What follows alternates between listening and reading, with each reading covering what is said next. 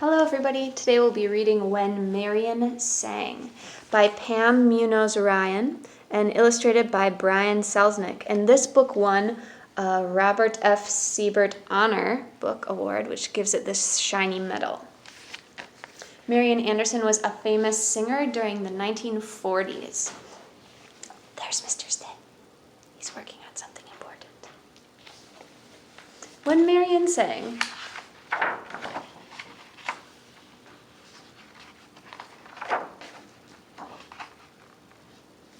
There she is.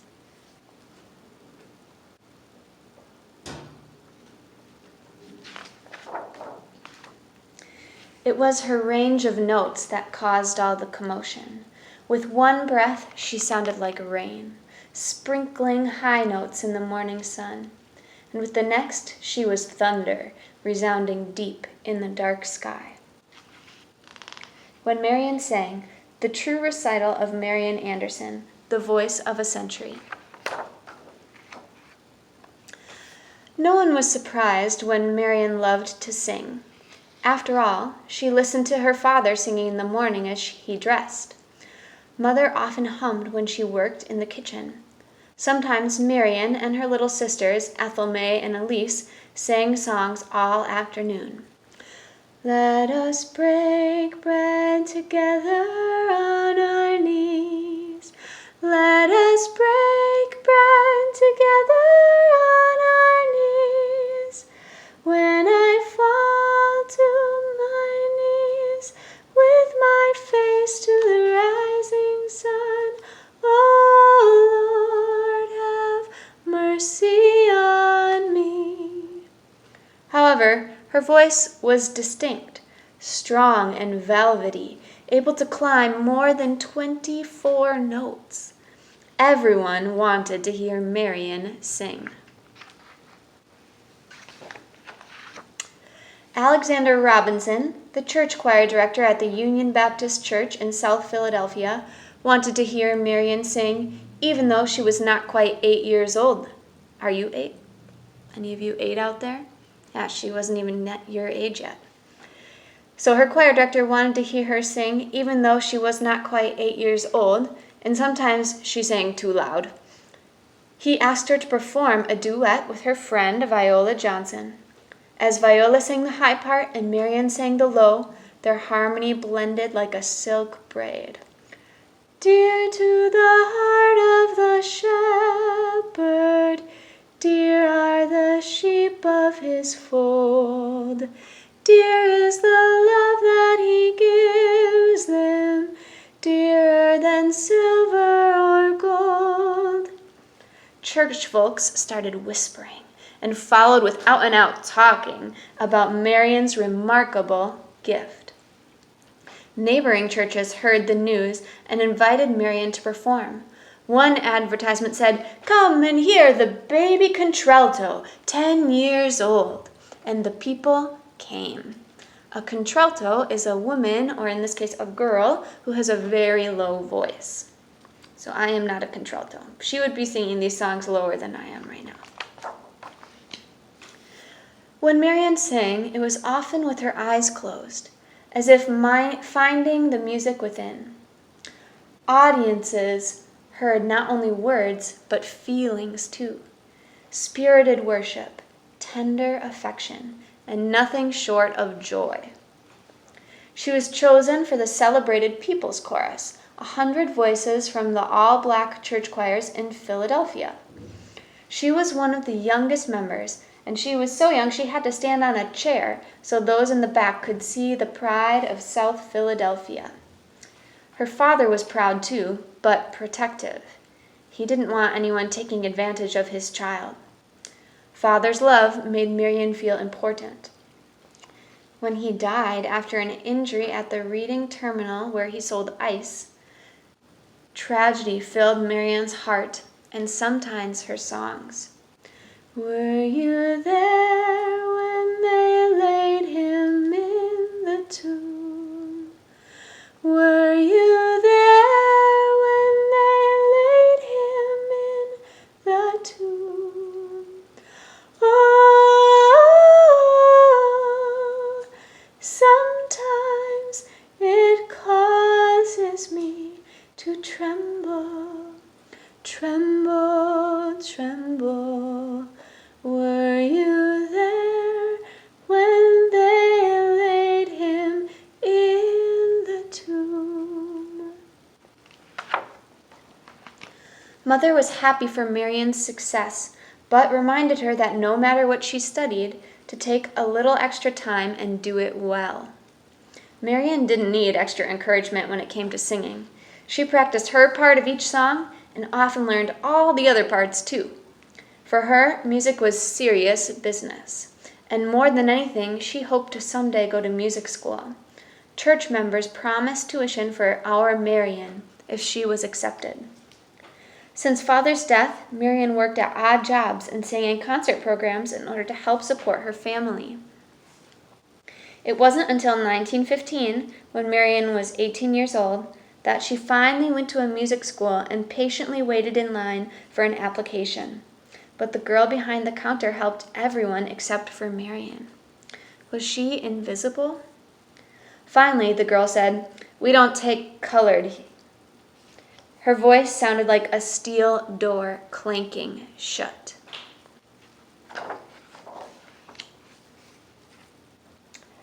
Marian knew about prejudice. She had seen the trolley drive past her family as they stood at the corner. She knew that her people were always the last to be helped in a store. But she could not understand how anyone who was surrounded by the spirit and beauty of music could be so narrow-minded. She felt sick in her stomach and in her heart. Didn't they know that her skin was different, but her feelings were the same? Couldn't she be a professional singer if she was a Negro? With unwavering faith, Mother told her that there would be another way to accomplish what she would have done at the school. Marian believed her mother. She took voice lessons in her own neighborhood, continued with the choirs, and sometimes performed at Negro churches and colleges. This is a picture of an opera show. And the opera show takes place in Japan, so that's why they're wearing kimonos and the traditional Japanese dress. None of these people are Marian Anderson. When Marian saw a Metropolitan Opera performance of the tragic opera Madame Butterfly, so that's the opera Madame Butterfly, it's a sad opera, thoughts of a formal music education again came to mind. How wonderful it would be to sing on a grand stage, act out a dramatic role, and wear beautiful costumes. The passionate music inspired her, and she was determined to study. But opera was simply the sun and the moon, a dream that seemed too far away to reach. He's got the wind and the rain in his hands. He's got the sun and the moon in his hands. He's got the wind and the rain in his hands. He's got the whole world in his hands. As a young woman in her 20s, Marian was invited to many states to sing. Sometimes she traveled with her accompanist, which is someone that plays the music for you while you sing, by train, where they were seated in the dirty and crowded Jim Crow car reserved for Negroes. When she arrived at her destination, she often sang the same program twice to separate audiences, one white and one black. Or if they were segregated groups, whites in the best seats and blacks in the balcony. Many times she was welcomed enthusiastically by her audiences and then could not get a hotel room because she was a Negro. No matter what humiliation she endured, Marian Anderson sang her heart with dignity. Her voice left audiences weeping or in hushed awe as they strained to hold on to the memory of every opulent note. Opulent means beautiful and wonderful. When Israel was in Egypt land, let my people go, oppressed so hard they could not stand. Let my people go, go down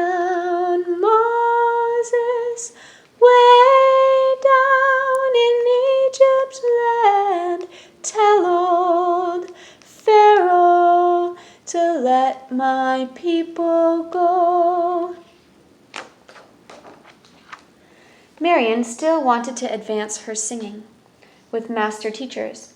With the help of friends, she was granted an audition with the fierce yet famous Giuseppe Bogetti. So that's the guy she's auditioning for a music lesson with, and he was Italian. His name is Italian. When she arrived at his studio, Mr. Bogetti announced that he did not have room or time for new students.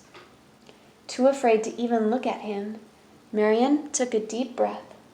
Slowly, with great emotion, she did not leave, but she sang. Deep river, my home is over Jordan. Deep river, Lord, I want to cross over into campground. Don't you want to go to that gospel feast, the promised land where all is peace? Deep river, Lord, I want to cross over into campground. Marian finally lifted her eyes. I will make room for you right away, Mr. Bogetti said firmly, and I need only 2 years with you. After that, you will be able to go anywhere and sing for anybody. Again, Marian's devoted church community raised the money for her lessons. So he changed his mind once he heard her sing, didn't he? Marian worked hard with Mr. Bogetti, and sometimes for practice, she sang scenes from Italian operas with him. Opera is like a play, but it's all singing, no talking. You sing everything that you would usually just say. Her recitals now included German songs too, but other languages troubled her. She didn't want simply to sing beautiful words like dunkel wie dunkel in Wald und in Feld. She wanted to know that the words meant dark, how dark in the woods and the fields. Other Negro singers had gone overseas to develop their voices and learn foreign languages. Why not her? After all, Europe was different. There, she would be able to sing to mixed audiences and travel without the restrictions put on her people in America. Marian needed to grow, and Mother agreed. A bundle of trepidation, nervousness, and excitement, Marian boarded the ship Ile-de-France in October 1927. She had never been so far from her family. She knew her sisters would take good care of Mother, but still, she already felt twinges of homesickness. Sometimes I feel like a motherless child. Sometimes I feel like a motherless child. Sometimes I feel like a motherless child, a long way from home, a long way from home. Sometimes I feel like I'm almost gone. Sometimes I feel like I'm almost gone. Sometimes I feel like I'm almost gone, a long ways from home, a long, long ways from home. Marian studied and was eventually invited to perform in concert halls in Norway, Sweden, Finland, and Denmark. The enthusiasm for her singing was so overwhelming that one newspaper in Sweden called it Marian fever. Audiences applauded in London, cheered in Paris, and pounded on the stage for more in Russia. In Austria, the world-famous conductor, Arturo Toscanini, announced that what he had heard, one was privileged to only hear once in 100 years. Marian felt as if she had finally achieved some success. She even asked Mother if there was anything she wanted that would make her happy, because now Marian could afford to buy it for her. Mother said that all she wanted was for God to hold Marian in the highest of his hands. It seemed like she was already there. Mr. Bogetti had been right. She could go anywhere and sing for anyone. Until she came home to the United States. In 1939, Howard University in Washington, D.C. booked a concert with Marian Anderson and began to look for an auditorium big enough to hold the audience she attracted. Lots of people would want to come to her concert. They decided that the 4,000-seat Constitution Hall would be perfect, but the manager of the hall said it wasn't available, and no other dates were offered because of their white performers only policy. Marian's agent, Sol Hurrick, wrote to the hall manager, pointing out that Marian Anderson was one of the greatest living singers of our time. But it did no good. Enraged fans wrote letters to the newspaper. In protest, Eleanor Roosevelt, the First Lady of the United States, resigned from the organization that sponsored Constitution Hall. Howard University then tried to reserve a large high school auditorium from an all-white school. Again, they were denied. Now teachers were angry and marched in support of Marian in front of the Board of Education in Washington, D.C. Washington, D.C. was a boiling pot about to spill over. Wasn't there someplace in her own country's capital where Marian Anderson's voice could be heard? Committees formed and held meetings. Finally, with President Roosevelt's approval, the Department of the Interior of the United States government invited Marian to sing on the steps of the Lincoln Memorial on Easter Sunday.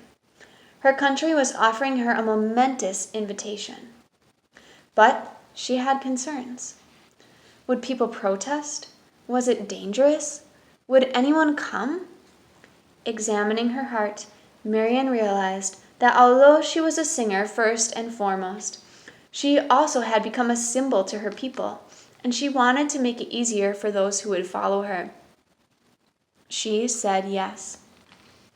Standing in the shadow of the statue of Lincoln, waiting to be called out, she read the engraved words, "This nation under God shall have a new birth of freedom."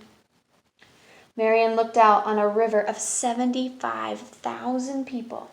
Her heart beat wildly. Would she be able to utter one note?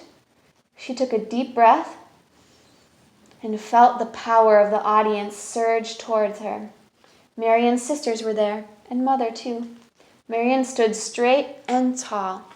Then she closed her eyes and sang, "My country, 'tis of thee, sweet land of liberty, of thee I sing." The roaring cheer followed every song. At the end of the program, the people pleaded for more. When she began her thought-provoking encore, "Nobody knows the trouble I've seen. Nobody knows my sorrow." Silence settled on the multitudes.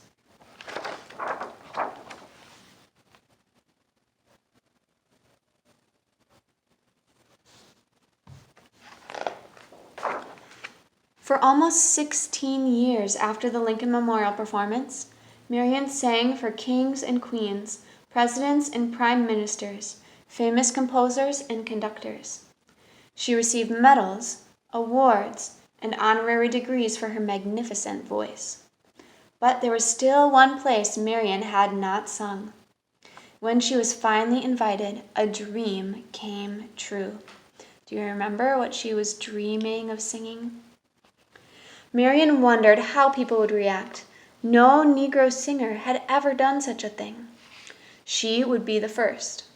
But she didn't need to worry.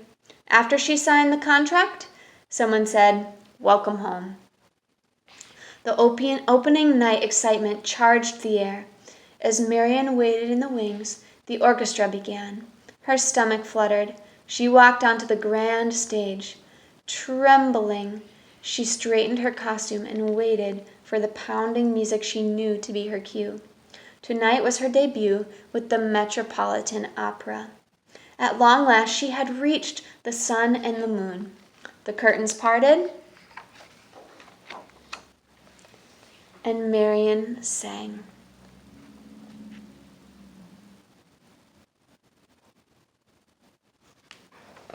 The end. Thanks for joining me for When Marian Sang. I hope you learned something new about Marian Anderson, a famous singer of spirituals and opera music. She was a hero because she persevered through segregation and sang the songs of her people, and she trusted the Lord. So have a good day. See you soon.